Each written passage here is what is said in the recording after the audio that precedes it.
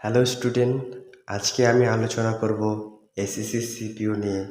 দেখো, SSC CPU কি? SSC সিপিইউতে যদি তুমি চাকরি পেতে চাও, তোমাকে কি কি এডুকেশন কোয়ালিফিকেশন প্রয়োজন, তোমার কত এজ হওয়া প্রয়োজন, এবং তোমাকে কয়েকটা স্টেপ পূরণ করতে হবে।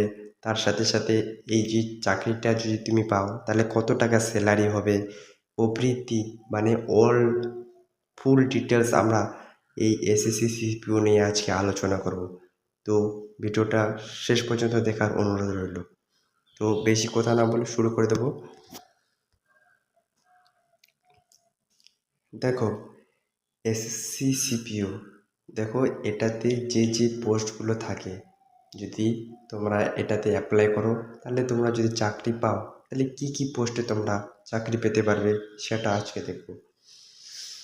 দেখো, প্রথমে আছে sub inspector in Delhi police, sub inspector BSF, sub inspector CISF, sub inspector CRPF, sub inspector ITBP, sub inspector SSB.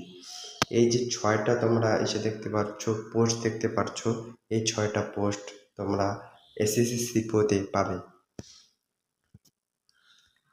এরপর দেখে নেব এডুকেশন কোয়ালিফিকেশন কি, আর কোন বোর্ড এই পরীক্ষাটা নেয়, এবং এই যে এসএসসি সিপিইউ এটার ফুল ফর্ম কি। দেখো, এটাতে যদি তুমি চাকরি পেতে চাও, অবশ্যই তোমার শিক্ষাগত যোগ্যতা মানে এডুকেশন কোয়ালিফিকেশন গ্র্যাজুয়েট হতে হবে যে কোনো রিকগনাইজ ইউনিভার্সিটি থেকে। তুমি কোনো ইউনিভার্সিটি থেকে গ্র্যাজুয়েট করলেই তুমি এই এক্সামটাতে বসতে পারবে। দেখো, তার সাথে সাথে ইন্ডিয়ার সিটিজেনশিপ হতে হবে। তার সাথে সাথে তোমরা যদি নেপাল, ভুটান এই এখানকারও সিটিজেনশিপ হও, তাও তোমরা এখানে অ্যাপ্লাই করতে পারবে। দেখো, এই যে এসএসসিপিইউ যে বোর্ডটা নেয় সেটা হলো এসএসসি স্টাফ সিলেকশন কমিশন, দেখতেই পাচ্ছ। আর এটা যদি আমরা ফুল ফর্ম দেখি, এসএসসি সিপিইউ সেটা হলো staff selection commission central police organisation.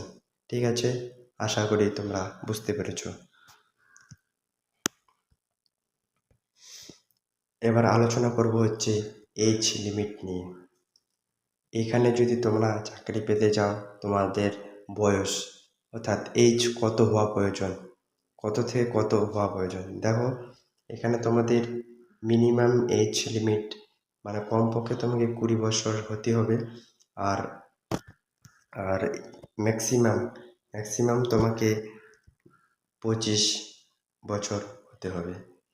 ঠিক আছে, এছাড়াও এজ রিল্যাক্সেশন আছে নানা ক্যাটাগরি অনুযায়ী। যদি তুমি এসসি এসটি থেকে বিলং করো, তাহলে তোমার 5 বছর এজ রিল্যাক্সেশন থাকবে। ওবিসি যদি হও তুমি, তাহলে 3 বছর এজ রিল্যাক্সেশন পাবে। আর যদি এক্স সার্ভিসম্যান হও, তাহলে 3 বছর। এছাড়াও আরও যদি তুমি ডিভোর্সি উমেন হও, তাহলেও তুমি এজ রিল্যাক্সেশন পেয়ে যাবে। আশা করি বোঝাতে পারলাম। এরপর আলোচনা করব হচ্ছে সিলেকশন প্রসেস নিয়ে। যে এসএসসি সিপিইউ তো আমরা যদি আমাদের গ্র্যাজুয়েট হই, আমাদের বয়স যদি 20 থেকে 25-এর মধ্যে হয়, তাহলে তো আমরা দিতে পারবো। এবার কয়েকটা স্টেপ আমাদের পূরণ করতে হবে এই চাকরিটা পাওয়ার জন্য, সেটা দেখে নেব। দেখো, এখানে মোট 4টা স্টেজে আমাদের সিলেকশন প্রসেসটা হবে।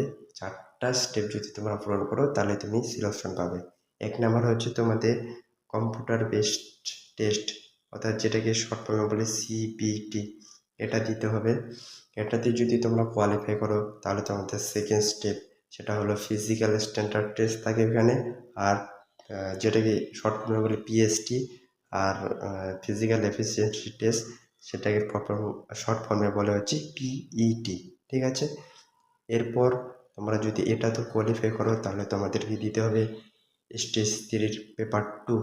এটাও হচ্ছে কম্পিউটার বেসড টেস্ট, যেটা সিবিটি বলে শর্ট ফর্মে। এরপরে তোমাদের থাকবে হচ্ছে মেডিকেল টেস্ট। ঠিক আছে, আশা করি বুঝতে পেরেছো। প্রথমে তোমাদের কম্পিউটার বেস টেস্ট হবে, তারপর ফিজিক্যাল, যেটা হাইট, চেস্ট, রানিং, এগুলো মাপা হবে। এরপরে তোমাদের পেপার 2 কম্পিউটার বেস টেস্ট হবে, এরপর তোমাদের মেডিকেল। এই 4টা স্টেপ যদি তোমরা পূর্ণ করতে পারো তাহলে তুমি এই যে এসএসসি সিপিওতে একটা পদ নিতে পারবে।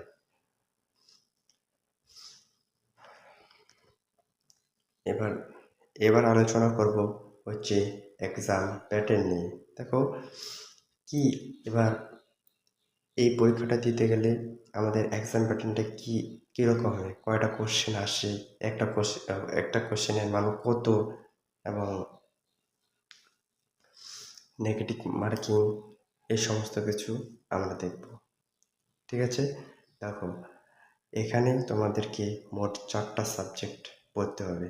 General intelligence, reasoning, general knowledge and general awareness, আর কোয়ান্টিটিভ অ্যাপটিটিউড মানে ম্যাথ, আর হচ্ছে ইংলিশ কম্প্রিহেনশন, ইংলিশ পড়তে হবে। এই 4টা সাবজেক্ট তোমাদেরকে পড়তেই হবে।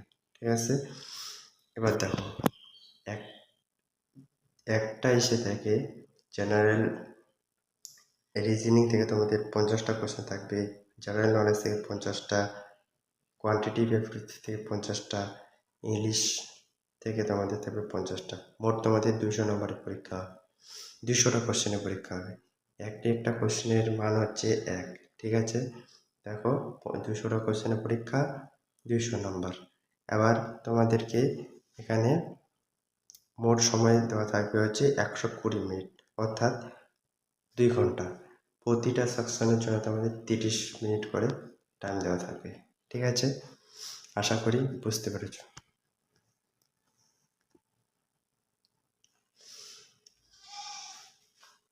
আর এবার প্রথম কম্পিউটার বেস টেস্টটা যখন দেওয়ার পর ফিজিক্যালি যদি তোমরা ঠিক কোয়ালিফাই করো, তাহলে তোমাদের যে পেপার 2টা থাকবে সেটাতে কত নাম্বারের কোশ্চেন থাকবে এবং কোন সাবজেক্ট তোমাদের দিতে হবে। এখানে দেখো তোমাদের ইংলিশ ল্যাঙ্গুয়েজ অ্যান্ড কম্প্রিহেনশন, অর্থাৎ ইংলিশ এই পেপারটা দিতে হবে, যেখানে 200টা কোশ্চেন থাকবে, 200 মার্কস থাকবে। ঠিক আছে, টাইম হচ্ছে ঠিক 2 ঘন্টা, 2 ঘন্টায় থাকবে। এরপর দেখো স্যালারি, যেটা সবার ইম্পর্টেন্ট, কত পাবো।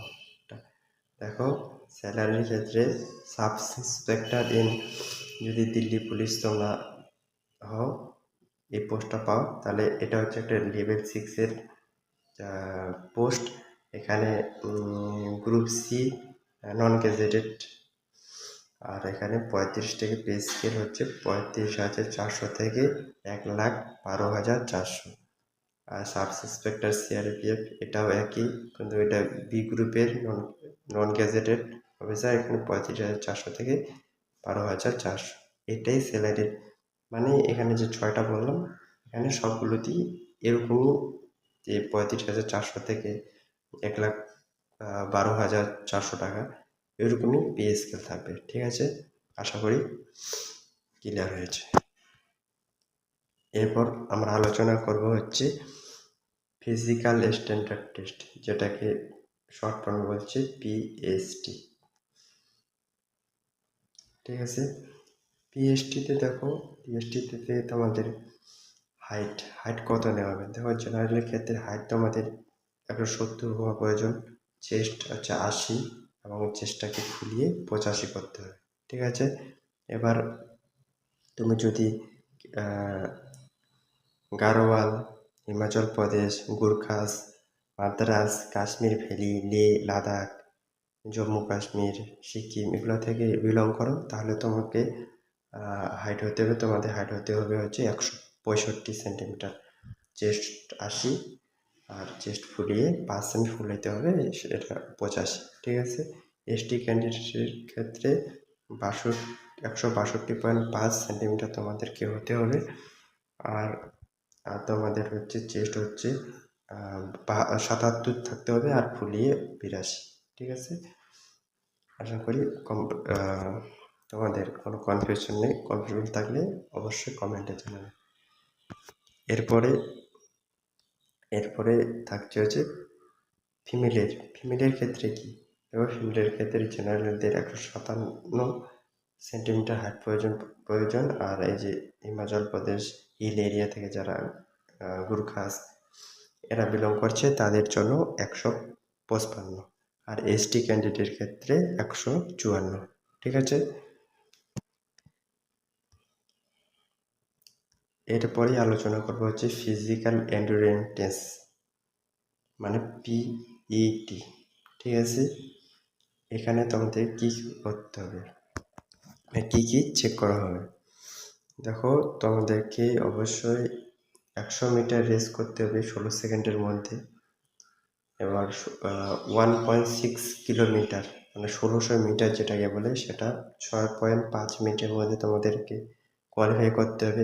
লং জাম্প দিতে হবে 3.765 মিটার দিতে হবে লং জাম্প। এখানে যদি তোমরা একবারে না পারো তোমাদেরকে মোট 3টা চান্স দেওয়া হবে। এরপরে তোমাদেরকে দেখো হাই জাম্প দিতে হবে 1.2 মিটার, এখানেও তোমাদের 3টা চান্স দেওয়া থাকবে। শর্টপুট দিতে লাগবে, শর্টপুট থাকবে, সেখানে তোমাদেরকে শর্টপুটে 4.5 মিটার দেওয়া আছে, এখানে 3টা চান্স তোমাদেরকে দিবে। ঠিক আছে, ফিমেলের ক্ষেত্রে এবার দেখে নেব। এটা দেখো, এটা হচ্ছে মেলের ক্ষেত্রে লেখা হয় না, মেলের ক্ষেত্রে। ঠিক আছে, মানে ছেলেদের ক্ষেত্রে। আর মেয়েদের ক্ষেত্রে কি আছে, মেয়েদের ক্ষেত্রে দেখো 100 মিটার 18 সেকেন্ডের মধ্যে, 800 মিটার তোমাদের 4 মিনিটের মধ্যে দিতে হবে। লং জাম্প দেখো 2.7 মিটার দিতে লাগবে, হাই জাম্প হচ্ছে 0.9 মিটার এটা দিতে হবে। এখানেও 3টা করে চান্স থাকবে, এটা মনে রাখবে হচ্ছে ফিমেলের ক্ষেত্রে।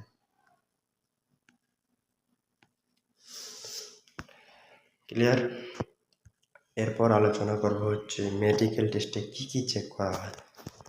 সিপিওর মেডিকেল টেস্টে কী কী চেক করা হয়। দেখো, মেডিকেল টেস্টে তোমাদেরকে আই টেস্ট করা হয়, ব্লাড টেস্ট করা হয়, লাসিক সার্জারি এটা চেক করা হয়, ফ্ল্যাট ফুট বা নখ নিয়ে আছে কিনা সেটা চেক করা হয়, এক্স রে করা হয় চেস্টের, নামটা একটু ভুলে গেছি, ইউরিন টেস্ট করা হয়, কালার অফ ব্লাইন্ডনেস আছে কিনা এটা দেখা হয়, সেন্সিটিভিটি টেস্ট দেখা হয়, ফিজিক্যাল বডি চেক তোমার চেক আপ করা হবে, হ্যান্ড মুভমেন্ট টেস্ট।